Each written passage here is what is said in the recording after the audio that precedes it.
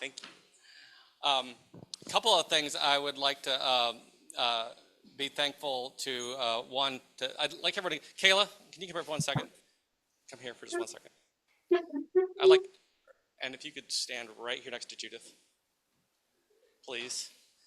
Kayla has been managing everything online, and if you think it's easy to do that, you are sorely disappointed. Kayla has been working her butt off to make sure that your books are separated, that you're getting all your materials, that everything is done. Kayla is grossly underpaid, and she has been working very hard to manage everyone's expectations online. And just so you know, I love you all online, but I'll tell you right now, if there are difficulties online, you should be here in person. I know that's hard for everyone, especially those of you, Lee, and everyone who's up in the Carolinas and South Florida. That's always a challenge. That's definitely difficult. I'd love to see if I can get a travel budget next year. That would be wonderful. But Kayla has tried to work diligently with everybody, and also while working on our opening of our new exhibit on Margaret Ray that is opening up tonight. She's been working on the kids' activities for that while multitasking and doing all this. For those of you that say, I could do that, I'm guaranteeing you that not a single person in this room could. Love you all, but Kayla's doing the work of 5 or 6 people, Randy. So I appreciate, I'd like to give her a warm round of applause.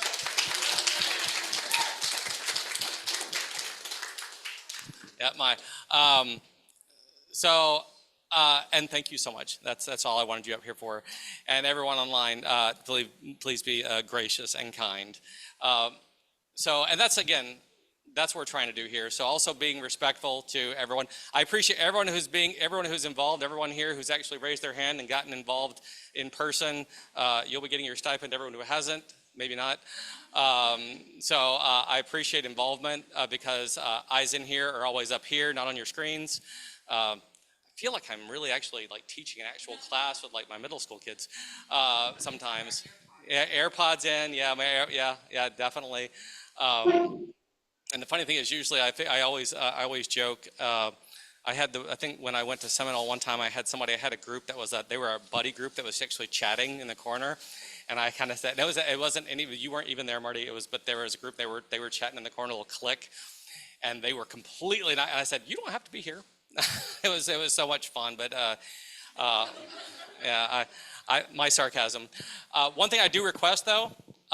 Everyone, if we have someone who's giving a second generation story or sharing their personal narrative, should we be on our devices?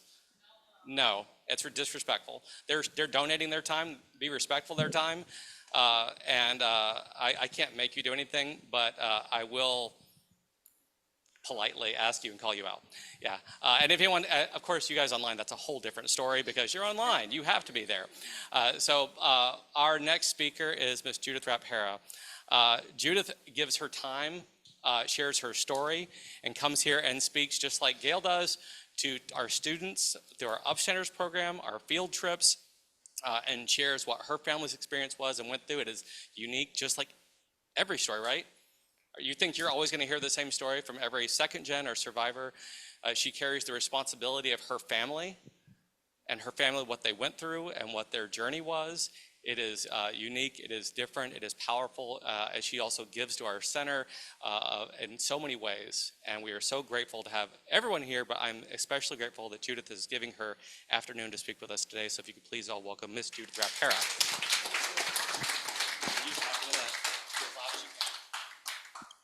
My name is Judith Rapp Hara, and I am what they call a 2G. 2G means second generation. My parents, Ernest and Sylvia Rapp, were survivors of the Holocaust. Now, my parents' story is one of millions. Millions died during the Holocaust, 6 million Jews and millions others, and their story is gone forever. Then there are those that survived that are unable to tell their stories, and their stories will be gone too. So my parents' story is one of survival. It's one of persecution, immigration, and rebirth. And they were the lucky ones because they survived. Now, I'm going to start my parents' story in 1973, 28 years after the Holocaust. My husband, Bob, and I were a young married couple, and we went to Israel on a trip before we got our real jobs. And while we were there, we stayed in a kibbutz called Kibbutz Lavi. And while we were there, we met an elderly man. He was in his way into his 80s. We were early 20s. He was from Belfast, Ireland. And I can't tell you why, but it was like a magnet that drew us to this man. Every day we would sightsee, and every night we had dinner with him. There was just a special, special bond. When we got back to the United States, he went back to Belfast, Ireland, and we're showing the pictures of our trip to Israel to my parents. And we get to this picture, little blurry. My dad looks at that picture and he says, "Who's that man?" And I said, "Well, Dad, he's just a sweet man that we met at the kibbutz in Israel. He's from Belfast, Ireland, and we became friendly." My dad says, "What's his name?" I said, "His name is Harry Cohen." My dad gasps, "Harry Cohen from Belfast, Ireland?" I go, "Yeah, that's who that is." My dad says, "I've been looking for him since the war. He's the man that rescued our family." That's when I learned at 23 years old that there are no coincidences. So I write Harry Cohen a letter in Belfast, and I say, "My maiden name is Rapp. My father is Ernest Rapp. Does that mean anything to you?" to verify all of this. It takes 2 weeks to get a letter to Ireland, 2 weeks to get a letter back, snail mail. Dad and I open the envelope, and in there is a photograph of Harry Cohen and my family. He was the man. After that, my dad wrote him, and I wrote him, and every letter after that came back returned to sender. And in my heart, I believe that God kept him alive long enough to meet the daughter of the family he rescued. And that's where I'll start the story.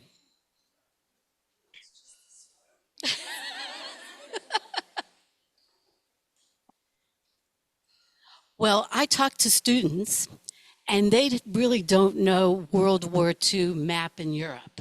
So before I get going, I show them, I don't know where, well, I show them where Austria is, Poland, Germany, just so they have some idea when I tell my story. I'm supposed to have a clicker. Anyway, all right. So we'll start with my dad's story. My dad's family were Orthodox Jews. They were very religious. They lived in a little shtetl in Poland called Sniatin. Sniatin was dirt roads, cattle walking down the street. It was like a fiddler on the roof village. And my grandparents were from there. My grandfather, my father's father, was drafted into World War I fighting for Germany. And he was a radio control operator. He interpreted the telegrams, things like that. And one day he discovered a telegram that said there was going to be an invasion. And because of that, he saved a lot of lives. And he was awarded the Iron Cross Medal from the Kaiser of Germany. And I tell the students, that's a big deal. So after the war, he went back to Sniatin and to Poland, and he married my grandmother, and they had my father's older sister there. Then in 1918, they moved to Vienna, Austria. Well, the map's gone. Anyway, they moved to Austria and lived in Vienna where my dad was born. And they were very poor. My grandfather was a peddler and barely made a living. My grandmother had a serious heart condition. And they lived in a one-room apartment, about half the size of this room, with no running water. They had to use the public bathroom, the public faucet, once a week before Shabbat, the public bathhouse. And life was hard, but my dad had a gift. My dad loved to draw, and he was very good at it. And he was accepted at a young age into the Vienna School of Art, where he just loved this school. And he had a part-time job. He and a friend at the school designed ladies' dress patterns for a factory in Belfast, Ireland. You'll find the connection soon. So he would send dress patterns, and they would send a little bit of money. And life went on like that for a long time. Then my grandmother died when my dad was 10 years old, and life was just so difficult for them. But his joy in life was that art school. So March 12th, 1938, the Anschluss. The Anschluss is when the Nazis from Germany marched into Austria. And usually when a country takes over another country, there's battles, there's deaths. Not this case. The Austrians were thrilled that the Nazis came. Parades, everybody was happy, but not the Jews and not anybody that was different. All of a sudden, the world changed for the Jews. You were not allowed to go to school. You could not go to public parks. You were not allowed to sit on benches. You couldn't go to stores that were non-Jewish owned stores. Life changed. My dad was thrown out the window of his beloved art school and told, "You're a Jew, never come back." He also remembered where the Nazis made him take a toothbrush and scrub the sidewalks while everybody walking by was laughing at them. One day there's a knock on that little apartment and they arrest my grandfather. Why? Because he was a Jew. But my aunt had this idea. I'll take that Iron Cross medal and I'm going to go to the prison and say who you arrested. And she did. She said, "You've arrested a war hero." And because it was only 1 month after the Anschluss, when things were still going badly, they let my grandfather out. Weeks later, there's a knock on the door, come to arrest my father. He's 19 years old. In that picture above up there, it's very small. That's my grandmother, my grandfather, my aunt, and my dad's in the white dress. They come to arrest my father, but he's not home that day. So my aunt gives him some of my father's beautiful drawings, and the SS takes those drawings and says, we'll be back for him. So my father gets this idea. I'm going to write the Belfast factory in Ireland and see if they'll help get me out of here. Send money for a passage, send papers to get me out. And miracle of miracles, the Belfast factory did. And recently I've read a book that just was published. I don't know what that was. Okay, that was just published in December of a man in Ireland, a non-Jewish man, that wrote a book about Belfast, Vienna, and the Holocaust. And actually, when I read the book, my dad's in the book. I didn't even know that. Yes. So anyway, what I learned from reading this book, all these stories I heard from my dad, what I learned from that book was it really was a miracle, because the government stopped every application coming out of Vienna. Like maybe 60 people got out, thousands applied. And how he got out, I don't know, but he did. So he went to Belfast, Ireland with a heavy, heavy heart. He was 19 years old. He knew his father and sister were going to die if he didn't rescue them. He arrives in Belfast. He knows no English. He doesn't have a penny to his name. And he does what an Orthodox Jew does. And he went to the synagogue in Belfast. And who was president of the synagogue? Harry Cohen, the man that we met years later. So Harry Cohen goes up to my dad. They talk in Hebrew. And he tells them what happened and that his father and sister are still in Vienna and he's so worried about them. Harry puts up my father. My father gets a job at the Belfast factory, and Harry raises the money and gets the papers together to get my aunt and grandfather out. But it takes almost a year. Meanwhile, they're in Vienna, scared to death, but he was the one that got them out. So my dad's in Ireland, and he's a young 19-year-old, very talented, very ambitious. And he thinks in America, the streets are paved with gold. And he wants to go to America.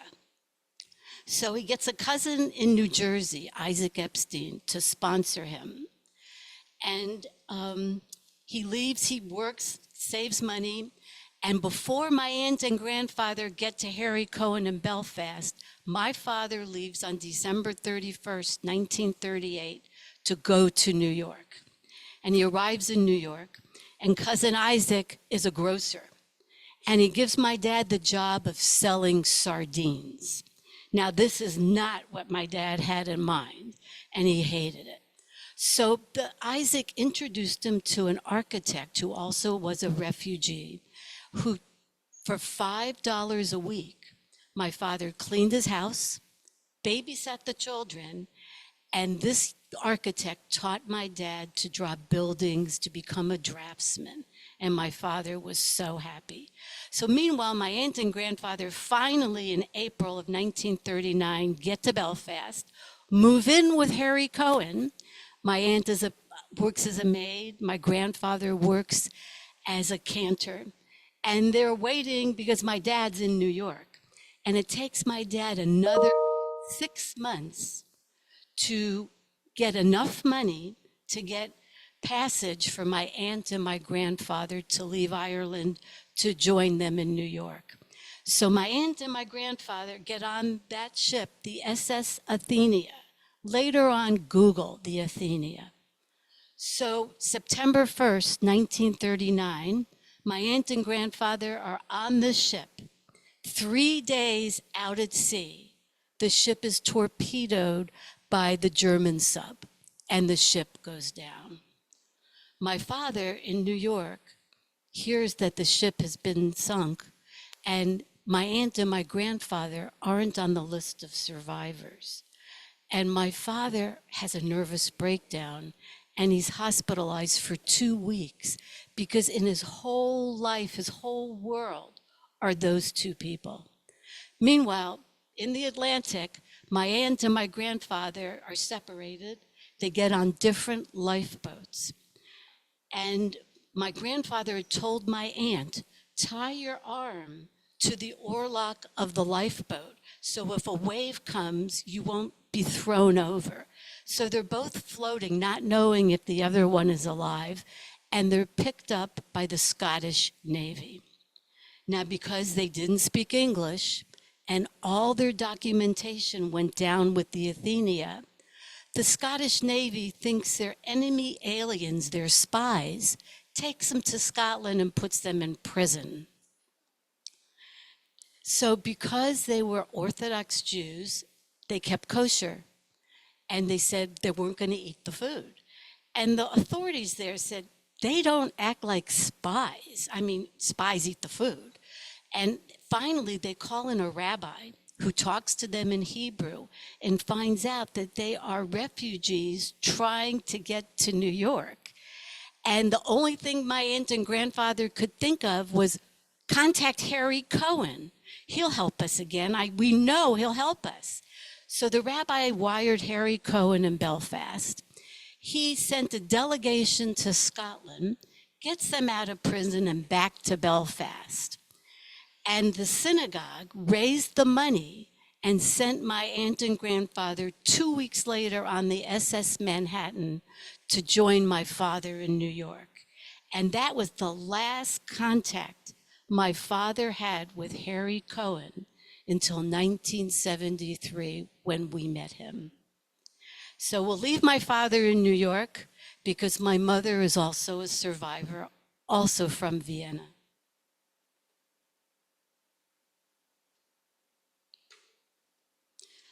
My mother was born to a Reformed Jewish family, more liberal and very enlightened, and they were very well off.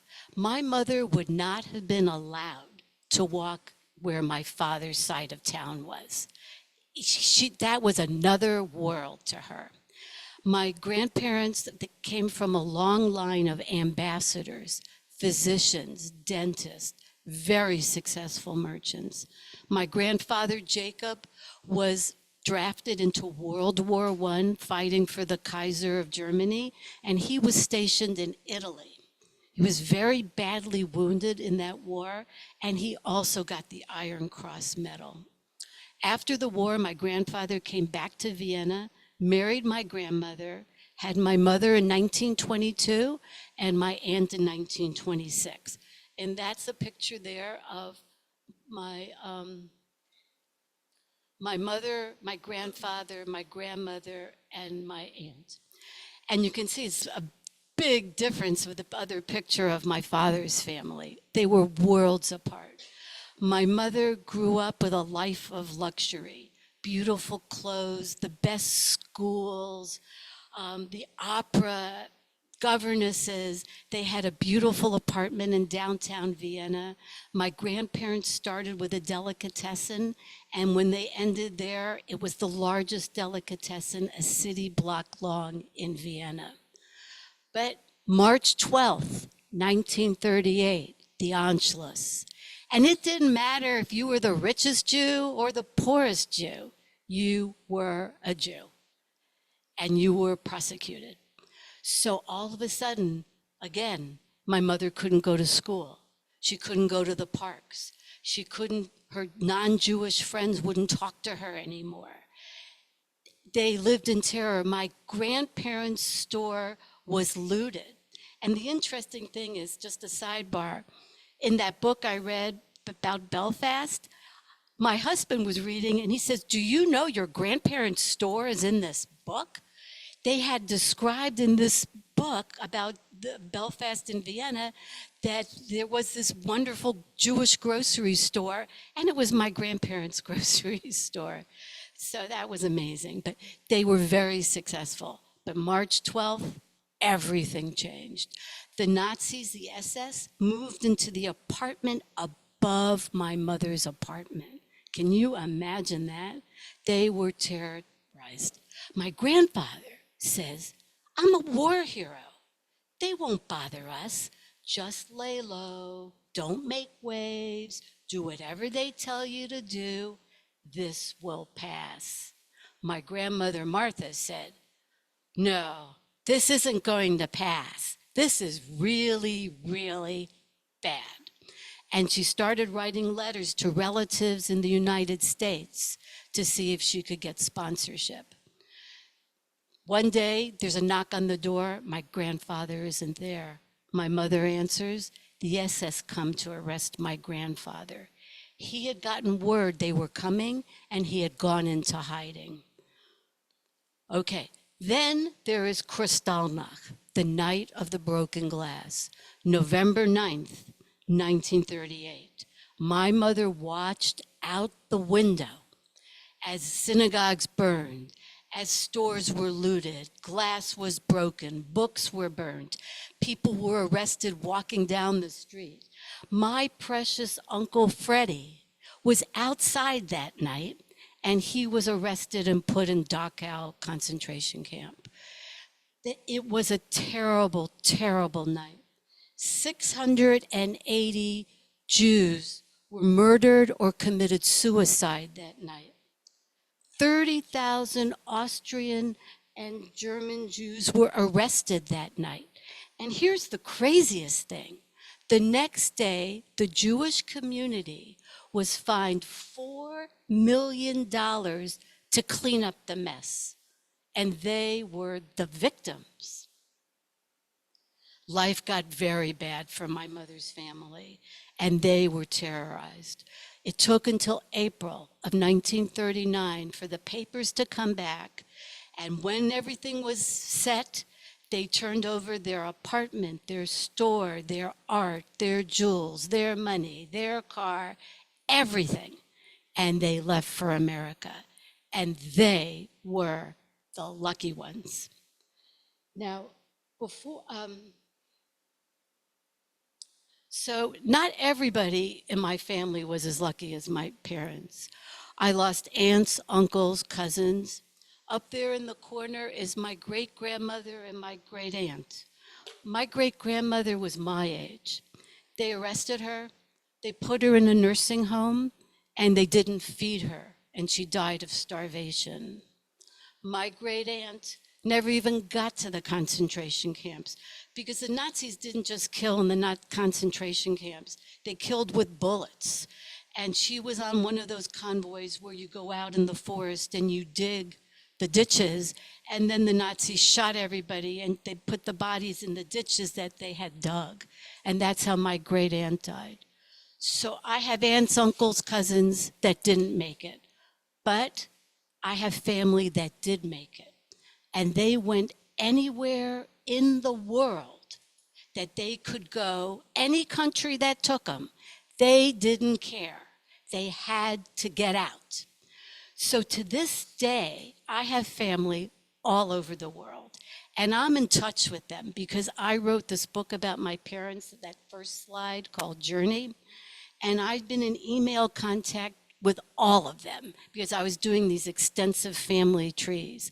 So I have family in the United States, in Israel, in Canada, England, France, Belgium, Denmark, Australia, Peru. They went everywhere they could go. And now the 2Gs, the second generations, live there, and the 3Gs, and they're making lives in all these countries, and I believe making each of these countries a better place. I have lots of family in Israel, and we love going to Israel to see them.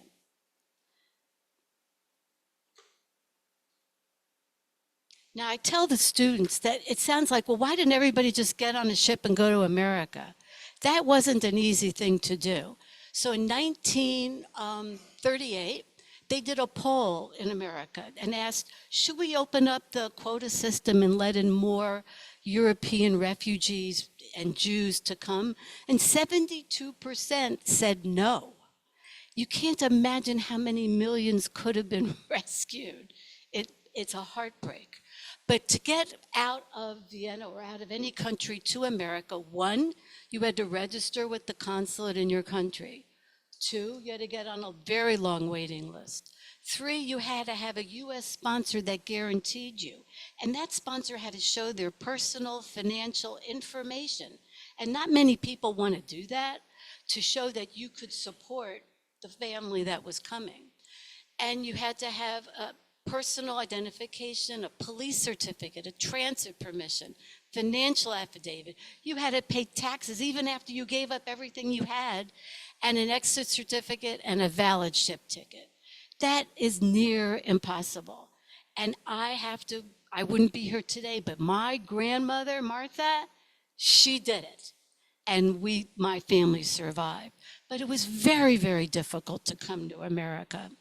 So when people say, well, why didn't more come? That's why they didn't. So now I have my mother's family in New York, my father's family in New York. They don't know each other. They both wind up taking English at night school.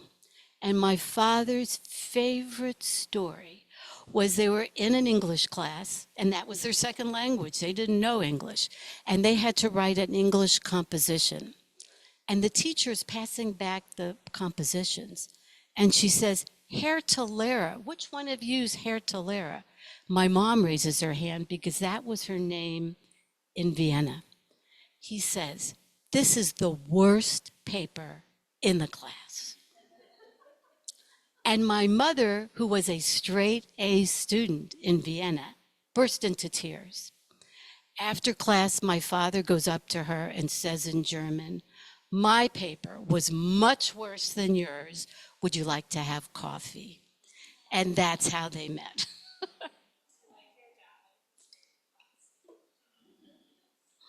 So even though they were worlds apart, they were all poor now. My mother's family was as poor as my father's family. So my mother graduated high school in New York, got a full scholarship to Bethany University in West Virginia, and she graduated summa cum laude to show you she really was a good student. Then got another scholarship to New York University and got a master's in psychology. My father went to New York University Art School and Columbia. He was drafted in 1943 into the U.S. Army, and he served in Virginia. My mom's in West Virginia, so they occasionally could see each other. But the Army used my dad's skills not in German, but in architecture. And he designed Army barracks that could go up really fast and down really fast, and radio towers that could be collapsed. In 1945, when the war ended, my dad was honorably discharged and became a United States citizen. My mother, after all those years, also became a U.S. citizen, and they married in a small wedding February 2nd, 1946. That's my dad in the Army, my mom in college, and up there, there were no wedding pictures, so that's their honeymoon. They lived in New York City. My older sister was born there. Actually, we all were born there. My older sister was born 1 year later. I was born in 1949, and my other sister in 1952. And in 1949, my dad took the architectural boards in English. 3% passed on the first round, and my dad was one of that 3%. And he always called me his good luck charm because I was a newborn baby, and he would rock me with his foot on the cradle while he was studying. So I'm very proud of him for that. So we stayed in New York till 1956 when my mom got very ill. And the doctor said, you need to go to a warmer climate for the winter. So my dad had an associate who had a little tiny house in Lake Mary, Florida. You ever heard of that place? Right? Well, Lake Mary in 1956 was not the Lake Mary in 2025. There were dirt roads. There was one schoolhouse for all grades. I'd never even seen washing machines where you put the clothes in and you wring it, you know, and our neighbor was it was such a poor place. Our neighbor had a pail out to catch rainwater for them to drink. It was a very different Lake Mary. But my mom got well, thank God, and my parents loved Orlando. So they went back to New York. My dad got out of the practice. They sold the house, and we moved to Orlando in 1956. No Disney, no I-4. 1792 is the busiest road around, and it stopped before 436. There wasn't a 436. Okay, so that top-hand corner is my mom and dad. I'm by my dad and my two sisters when we moved in 1956 to Orlando. Well, my dad's career blossomed. In 1960, he was designated one of the top 50 architects in the United States. My mom and dad were invited to John Kennedy's inauguration. He designed, his specialty was high-rise buildings for the elderly, and he did it all over the Southeast. And Kinneret, the one on the far right, was the high-rise building for the Jewish elderly. And that was a very special building for him. Actually, when my dad died in 2008, we had his funeral at Kinneret. It meant that much to him.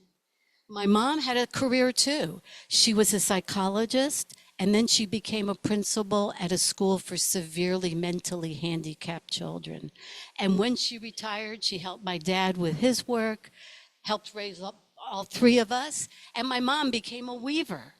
And that is one of the weavings that was in one of the synagogues in Orlando. That was the Ark. She was a very good weaver, and all of us have her beautiful artwork. The white building in the middle there was the house I grew up in, and I went by it a couple of years ago, and it was in the Parade of Homes. And then my dad designed a lovely synagogue, and that's one of our other homes. Anyway, they became very successful here. But us three girls all we heard all our lives, and my dad would tap his forehead, education, education, education. No one can take away what's in your mind.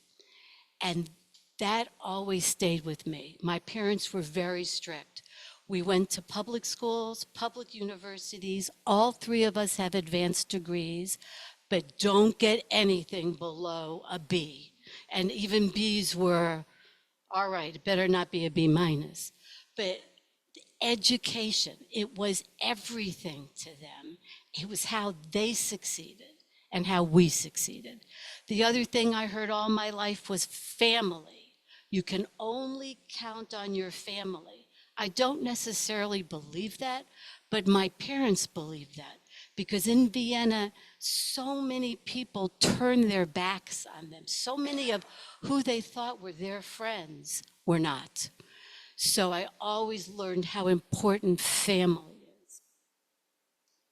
Now, my parents lost their home, their language, their culture, and their innocence. And again, they survived. They were the lucky ones. They never told their story publicly. Even here at the Holocaust Center, they didn't tell it.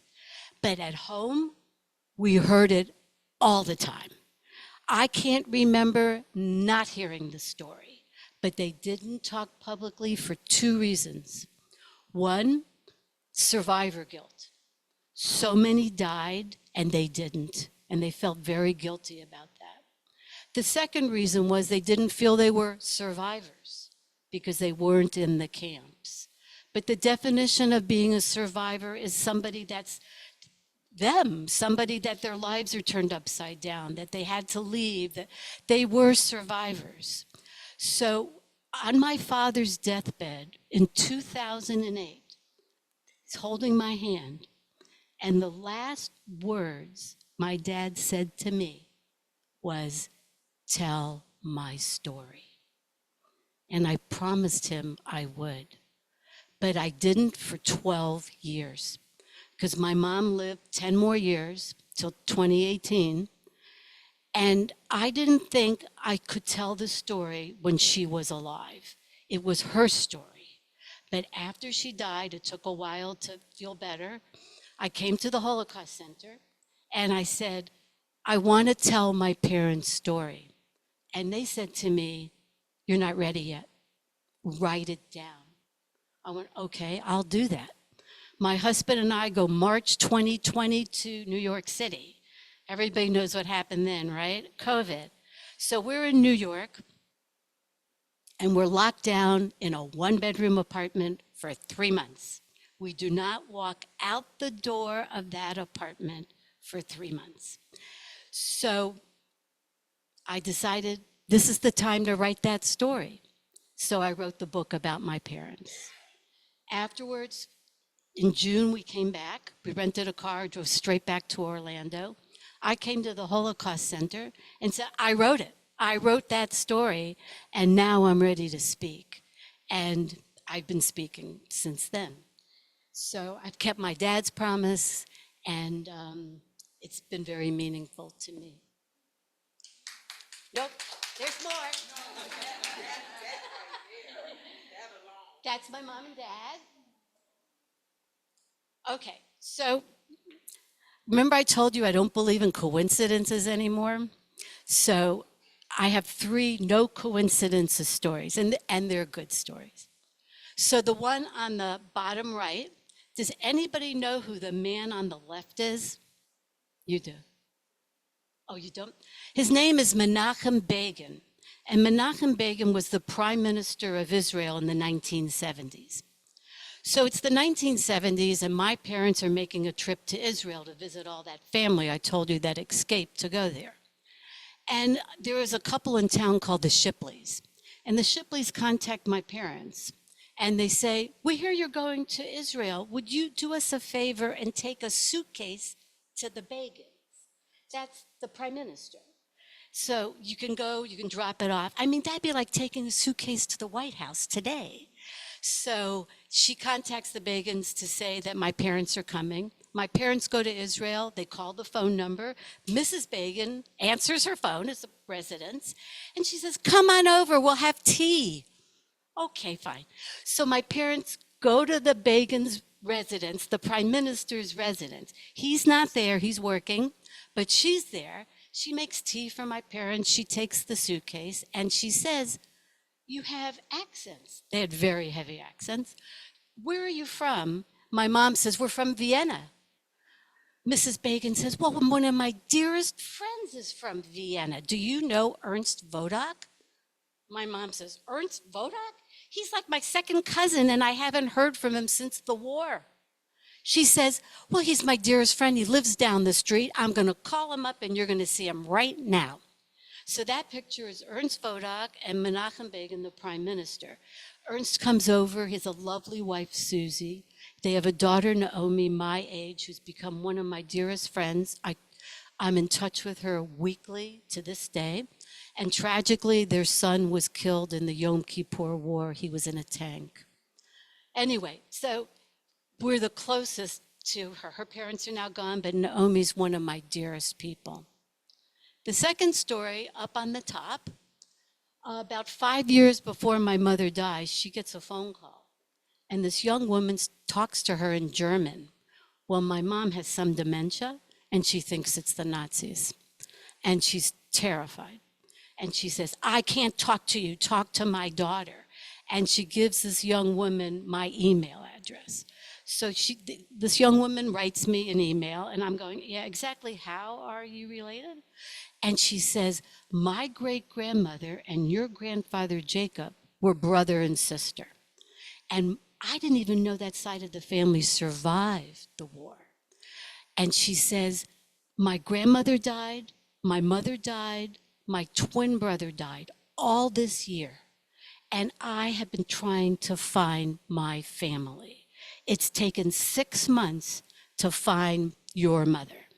So I said, "Well, can you send me some documentation?" Just so she sends us some papers, and then she scans a photograph. When that photograph comes out of my printer, I look at it. That's my mother and my aunt when they were little kids. My mother has the same picture. She really is this long lost cousin. So I tell Jasmine, I'm old enough to be her mother, and since then I am her mother. But I said, "Jasmine, if you want to meet my mother, you need to come now, because with dementia, you lose them day by day." So Jasmine left her newborn baby, her 3-year-old, with her husband, and she came to Orlando. That's Jasmine on the right, me, my older sister, my mom, and my younger sister. And what a reunion we had. She's talking to my mom in German, and she says to me, "Do you know your mother speaks High German?" And I don't know High German, Low German, because they wouldn't teach us German because they hated it so much. And so she says, "Well, High German was the upper class German. They don't speak it anymore in Austria. But in the olden days, that was what they spoke." And she says, "Your mother is so Viennese that you could pick her up right now, put her in Vienna, and she would fit better than she fits here." And that explains so much, because my mother didn't fit here. She was still back in the other world. And that explains so much. So I'm still in touch with Jasmine. She's come many times here. She's gone to Israel. We are very, very close, and I've become her adopted mother. The last picture in the top right-hand corner, about 10 years ago, my husband Bob and I are in Manhattan, and we go to a synagogue there. And in an Orthodox synagogue, the men and the women sit separate. So my husband goes off, and I'm like, don't know a soul. So there's one empty seat. So I sit down next to that lady, and she looks at me, and she's dressed beautifully. She says, "You're not from here." And I said, "No, I'm not from here." And she said, "Where are you from?" And I said, "I'm from Orlando, Florida." She sighs, and she says, Many, many years ago, I knew a young architect who moved to Orlando, Florida. Was your father Ernest Rapp? I go, yes. She takes hold of my hand and she says, we have a lot to talk about. The service starts, you're not allowed to speak. Well, I didn't hear a word of that service, to be honest. Afterwards, my husband comes up because he's so happy I'm talking to somebody. And she pulls out a card and she says, I want both of you to come to my apartment Saturday night and we'll talk. The card's address is Fifth Avenue. So that's our whole conversation. And I go, okay, we'll be there. So I Google her, and she's on Google. She's who's who of American women. She's one of the founders of New York Public TV. My husband asks at the synagogue, and they say, you're invited to her house? And anyway, it's 3 days till Saturday night. I ask everybody in the family, like, how is my dad and this lady, what's the connection? I sort of wanted to know, but I didn't want to know. And nobody had heard of her. So Saturday night, we go to her apartment, and it's like you're in Europe. The apartment looks European. There's books piled this high on the table in multiple languages. She's a very special lady. And I'm very nervous because I have a mom that's still alive, even though my dad's gone. So I said, Anne, how do you know my dad? And she smiles and she says, well, we're both refugees. She was a refugee from Belgium. And she says, I met him in New York and I knew he was a very talented man. And I've been following his career through the years. And that's all she'll tell me. In my heart, I think there's more to this story, but I'm never going to know it because she won't tell. Anne is 103, and we see her every trip to New York, and we hopefully will see her next week. Okay, so now when I talk mostly to students, and I usually end my talk with this poem. And 2 years ago, Bob and I were in Boston on the Commons, and we bump into this monument. And the monument is the poem that I read to the students. And I would like to read it to you. It's written by Martin Niemöller. He's a Lutheran minister, called The Rise of Nazism. First, they came for the communists, and I did not speak out. I was not a communist. Then they came for the socialists, and I did not speak out because I was not a socialist.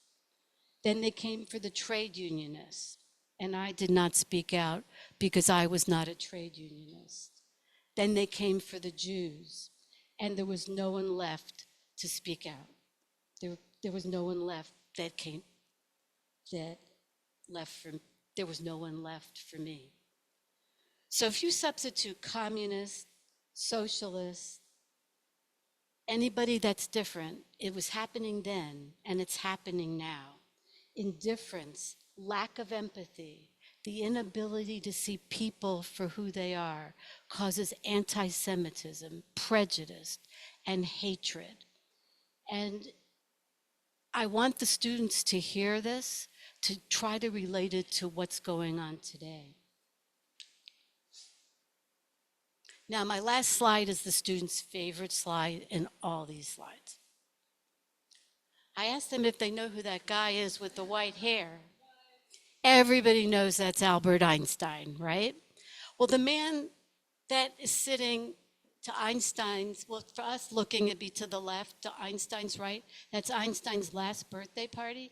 The man that's here talking to Einstein, that was my great uncle. And I showed that to the students to show that you can be the smartest person in the world or not, the richest in the world or not, the most religious or not. If you were a Jew, you were persecuted, and so was Einstein. He was a German Jew that became a refugee and left because of Nazism. And I want to close with telling you that when I talk to the students, I always tell them that in the Jewish religion, we have a saying that if you save one life, it's as if you saved the world. And I look at them and I say, we don't know where your lives are going to go. You could be the president of the United States. You could be anything. But maybe this talk and learning about what hatred and anti-Semitism and bigotry can do, you can make the world a better place. And I want to tell you, I haven't talked to a group of teachers, but you are very special people because you are teaching our young people and you are making the world a better place when you teach. And maybe you can learn from the lessons, not just from my talk, but from all week, to touch lives and to help make the world a little bit better. And I'd love to talk to your classrooms. I'd love for you to come here. My goal in life is to keep my dad's promise, to tell his story, but more important than that, my goal is to try to do one drop to learn about what happened in the Holocaust and to learn from these lessons for the future. So it's an honor and a privilege to talk to you today. And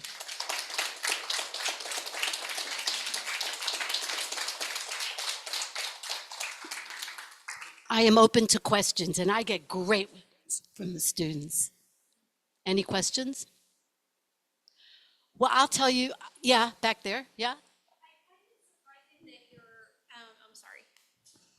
Hi, I work here, and I could talk to you all day long. My name's Robin, and I find it interesting that I think you said it was your uncle and your grandmother got back on a ship after they'd been torpedoed to get to New York.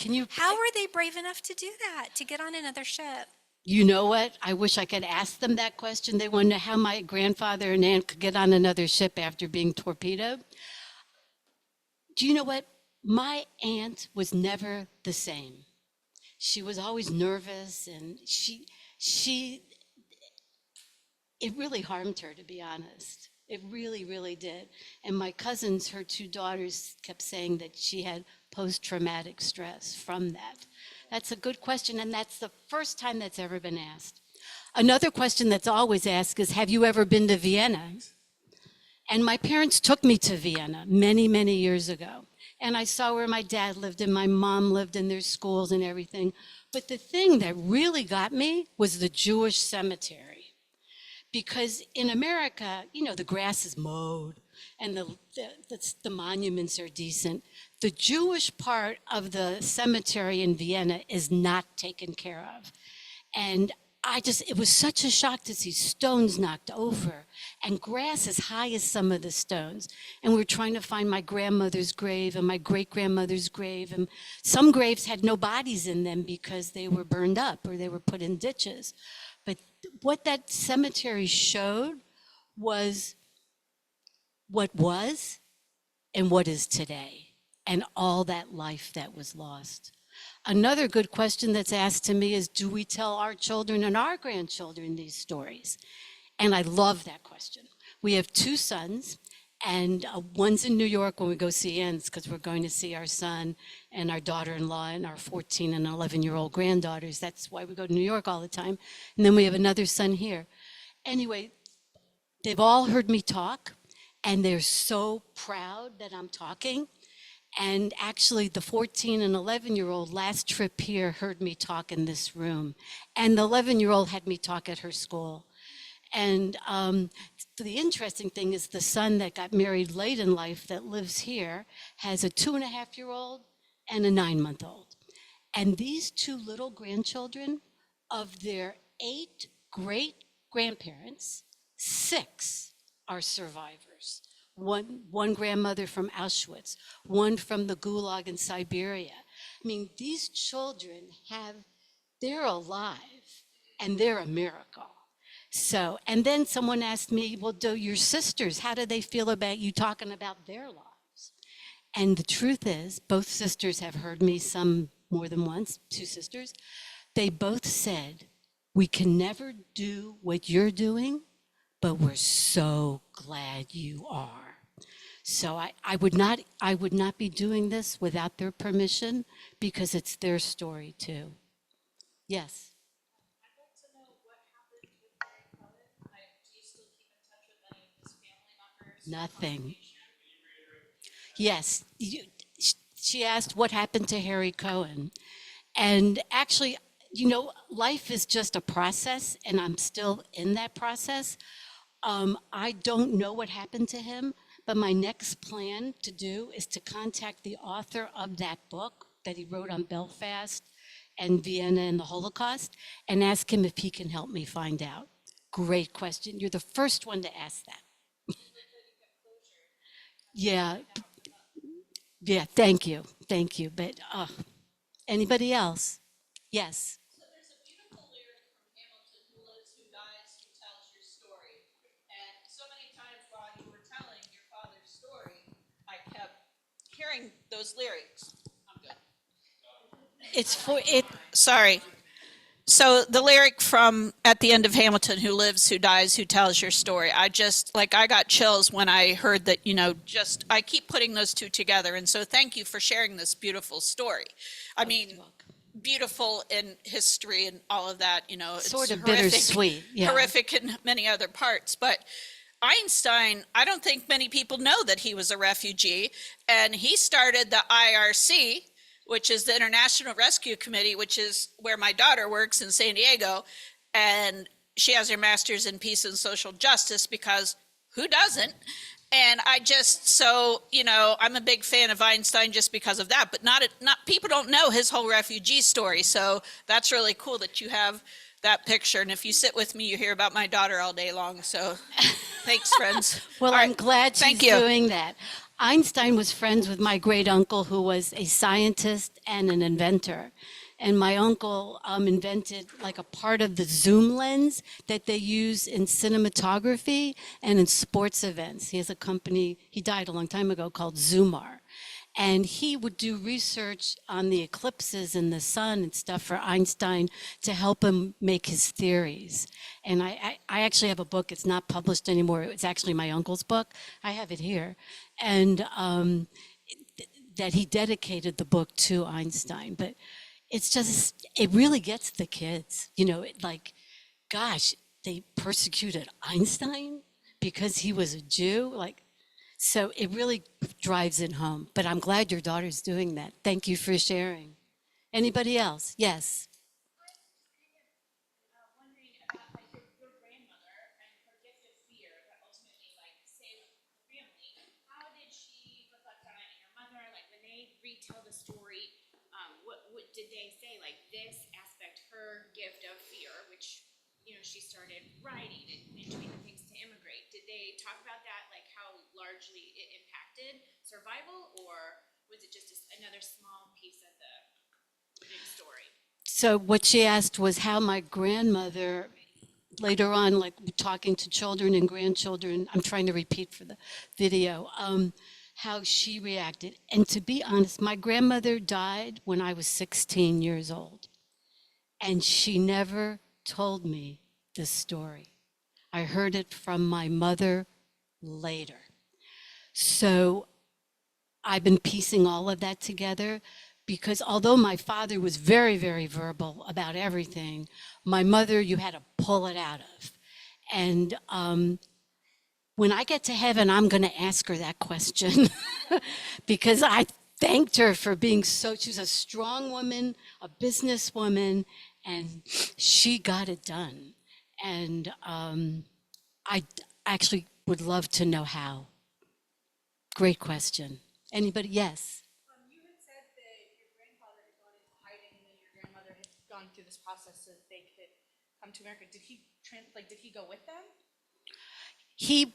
The family did not go in hiding, just my grandfather. Your grandfather, did he end up coming out of hiding too? Yes, he did.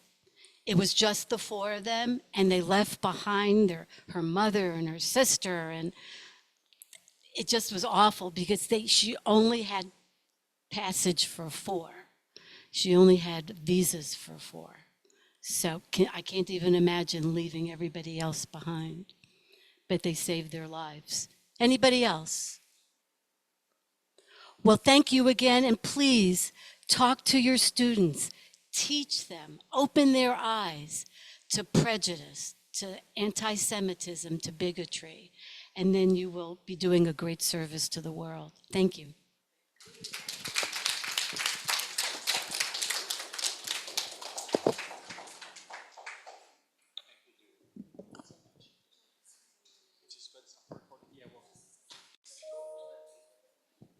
And then the recording too.